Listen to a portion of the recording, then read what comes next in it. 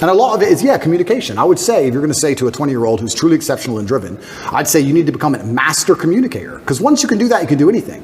And that fixes all the other problems, right? We talk about making money. If you're a master communicator, you do fantastic in sales, you'll kill sales. You'll absolutely destroy sales if you're a master communicator. Because when you're a great communicator, you know how to be serious, and you know how to make people sad and angry, and you also know how to make people laugh. There's different people who can do lots of different things. Also extremely self-critical. I think that's where a lot of it comes from. I'll watch this podcast back 15 times. I will notice every single time I made a mistake. Just then I said, I'll watch twice. That was a mistake. I will watch this back 15 times and I'll identify every single error. Hello everyone, it's Gadaru here. In this channel, we talk about money, business, and even self-development. And in this specific video, we're going to tackle how to become a better communicator by Andrew Tate. So the very first point is being self-critical. And the second point is memorizing 5 words every day. I have an email list and I sign up and I get words of the day. I get 5 or 6 new words a day, which I try my very best to memorize. It's harder than you think to memorize 5 words a day, but I always try to make sure I have the most interesting vernacular I can possibly have, a wide vocabulary, so I can be very specific with my points. The reason I actually did that, I keep talking about my dad, but I'm his son. I have the same name, Andrew Tate III. He was Andrew Tate II. My father was a linguist for the CIA. He spoke Russian and German and Spanish and English. And I think I've told this before. Back then, when they needed someone who spoke Russian, they would take a Native American and teach them Russian. Nowadays, we have a bunch of Russian-speaking allies. You can go to Estonia, Latvia, Lithuania. They're all NATO and just get a Russian speaker.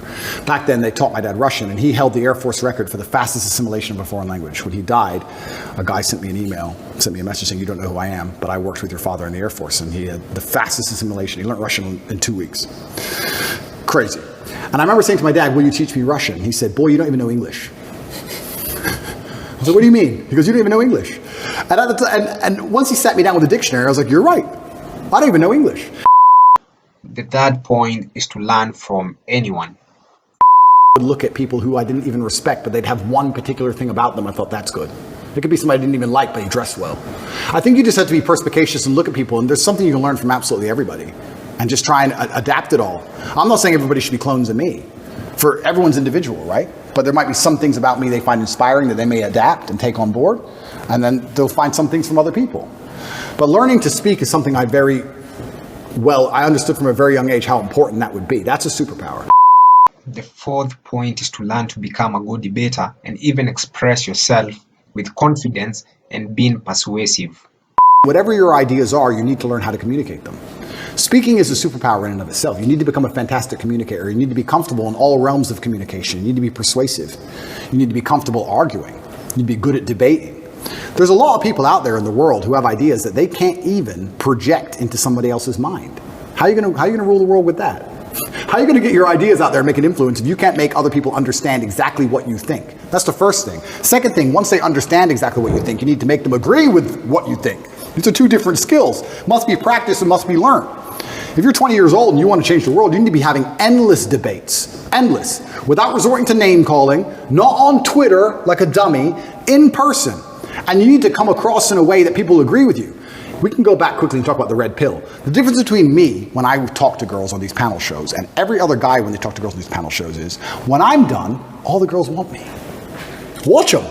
Watch the shows. I say the same thing, and by the end, the chicks are in love with me, as opposed to saying the same thing and the chicks thinking I'm a dickhead. That's the difference. I project my ideas and I make them agree with my ideas to a point where they're like texting me afterwards. I'm not saying anything different. It's how I'm communicating it. You can catch more flies with honey than hurting people sometimes. So you need to be good at everything. You need to have a Swiss Army knife of tools. I know when to be intimidating or aggressive. I know when to come across as obtuse. I know when to come across as exceptionally open-minded and easy to understand. I know when to come across as understanding. I know all these things. This all has to be practiced. The final advice for 20-year-olds and above in improving their language and improving their communication experience is getting into the field that they never thought they would enter, and even challenge themselves. And just talk to many people as you can. Challenge yourself and be different. Become a different type of communicator. And a lot of it is, communication. I would say, if you're going to say to a 20-year-old who's truly exceptional and driven, I'd say you need to become a master communicator. Because once you can do that, you can do anything. And that fixes all the other problems, right? We talk about making money. If you're a master communicator, you do fantastic in sales. You'll kill sales. You'll absolutely destroy sales if you're a master communicator. Not many people know this, but I used to sell windows. You know the old school knock on the door? Window sales. I did window sales for 2 or 3 years, and I'd say this is one of the hardest jobs you could possibly do.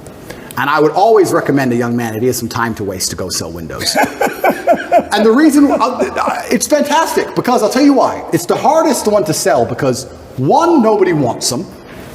2, they don't know who you are.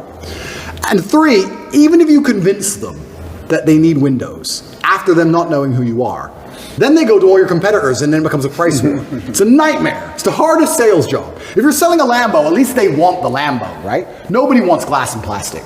They already have windows. So you gotta find a way to sell them these windows. How do you do that? And that's where all this master communication comes in. And it's so many subtle little things. Being a good salesman is not necessarily being a liar. It's not being a trickster. It's just understanding what's gonna make the person believe and understand what you say. If I walked in and said, would you like new windows? And they essentially said, no, we don't need new windows. Our windows look fine. I would say, but what about the security aspect? While looking at their 3-year-old child. And they'd sit there and go, what do you mean security aspect? And then I talk about how we had the lock 5000 and their locks are easy to break, as if glass isn't glass. It's all the same anyway. And you'd end up selling the windows. You have to find the triggers in people. There's another thing people don't understand about me and my message. Sometimes I sit here and I say things that piss people off because that's how you trigger people to make action. I have often written emails or done videos, especially to men when I want to help men, to piss them off. You're a loser. You're a dumbass. Andrew, why do you mean? Because you're not going to go to the gym unless I tell you you're a fucking loser. And you are a loser, and I'm not lying to you. You are a loser. The emotional trigger you need to get up off that chair is the fact that you're not important, nobody cares who you are, any girl you're ever in love with I could take, and you're insignificant. And when you die, nobody's interested. That's your fault. You could have been something else. You did that. You failed. It has to be done. You have to be a master communicator. And sometimes that involves also insulting people. It's all a massive tapestry. But to answer your question, for the 20-year-old, he needs to become a master at communicating. But also to be a master at communicating, you also need experiences worth talking about.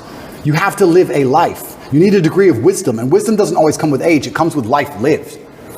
I had a guy message me, this is a long time ago when I used to reply to my own emails, too big now, but he said, I don't have any stories, my life's boring. I said, bro, where do you live? He said, Madrid. I said, bro, ride the train from Madrid to St. Petersburg. Ride the train from Madrid to Vladivostok. Do the Trans-Siberian Railway. Costs you like $300. He goes, oh, but what if I get robbed? Exactly! That's exactly the point! What if you get robbed? Now you have a story. Maybe you'll die, maybe you won't. But you have a story. Don't bring your watch. Have you got a Rolex? No one wants to rob you anyway. Don't worry about it. You're brokey. Get on the train. We have come to the end of the video. I have the checklist that I have kept for you guys. I know you'll become a better communicator, but you need to start taking the actions. You have the plan, you have the checklist, now you have to execute. I've made another video way before for how you can communicate better by Andrew Tate. I'm going to put it here, and another video, more self-development, I'll put it here. So thank you guys for watching this video, and you guys be blessed. Till next time.